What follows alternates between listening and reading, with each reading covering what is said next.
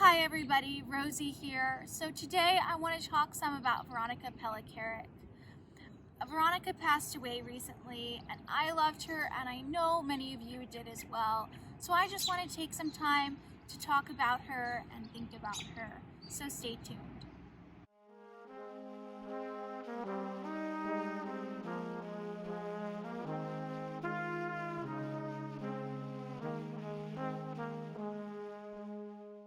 So Veronica was the director of educational programs for Bene, and she conducted nonviolence trainings for years.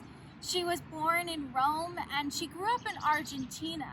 And she was also a Buddhist and she lived in an ashram in Brazil for a couple years. So even just these tiny few sentences can give you hopefully a small, window into how amazing she was. Eventually she moved to Canada and she joined Bene, and she became one of the greatest teachers of nonviolence that we've ever had. I had the pleasure to learn from her and she was amazing. She trained people all over the world, everywhere from Colombia to the Netherlands. And she spoke a lot of languages, so she would train in, Spanish and French and English and many other languages. She was amazing. I met Veronica in early 2020 when I joined Bene, and she was so welcoming, loving, and warm. She guided me with such love, and I actually thought of her as my Bene fairy godmother. She was the ideas and the inspiration behind so many awesome Bene projects, like the music festival, for goodness sake, from last year. That was all her idea. She was the curator of the daily nonviolence quotes.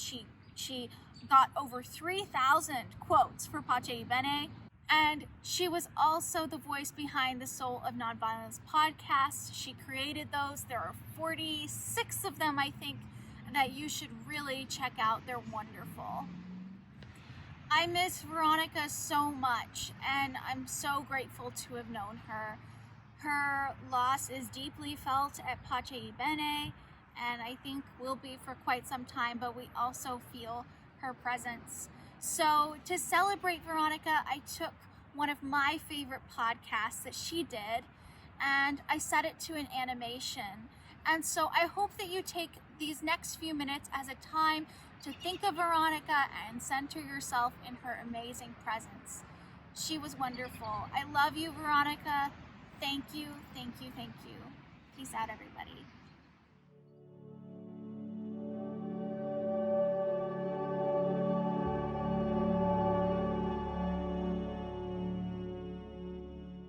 Here's Veronica.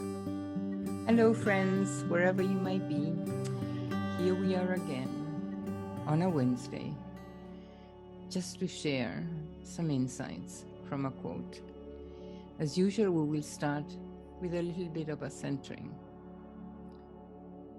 So the invitation is to wholeness,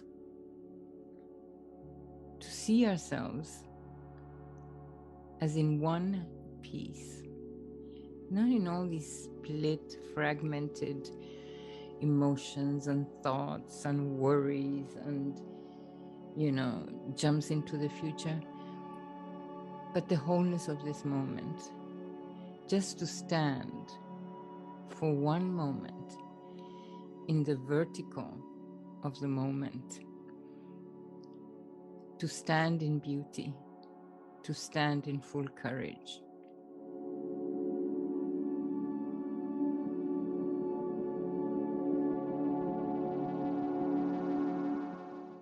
So today's quote is a very well-known quote, actually, from Rainer Maria Rilke. Perhaps all the dragons in our lives are princesses who are only waiting to see us act just once with beauty and courage. Perhaps everything that frightens us is, in its deepest essence, something helpless that wants our love. So again, here Rilke is talking about that shadow that part of our psyches where we put all that we don't want, what we don't like, what we reject, what we are ashamed of. You know, these dragons that so often eat up our lives and create consequences for the quality of our lives. And so maybe these dragons are really princesses that await our kiss. There are so many things that frighten us today, at a personal level, at an interpersonal level, and at a social global.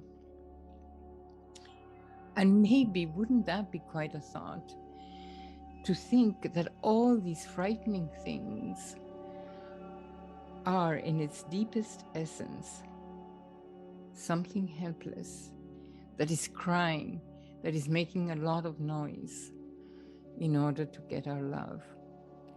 Because if it is true that love is the essence of who we are, and that love is the essence of all creation, then in that moment, when you open the door to the light and then the shadow disappears, because after all, shadow is only the absence of light.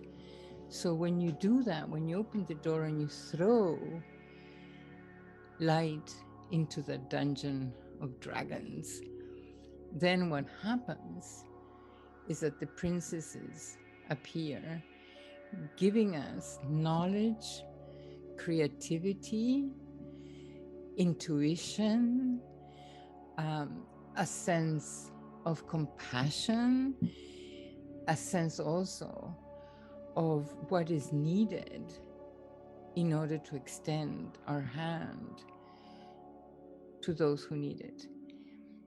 So it takes courage, as he says. It is an act of extraordinary beauty. For example, to see somebody say, I am sorry, I was acting from a place of fear, but now I want to meet you from a place of love. You need it, and I need it, and the world needs it. The interesting thing is how this quote has endured through time. There's such a truth to this, there is such an essence to this, that it has been embraced universally by so many people. Because we know that ultimately what we're all crying for, all the parts of us, what they're crying for is love.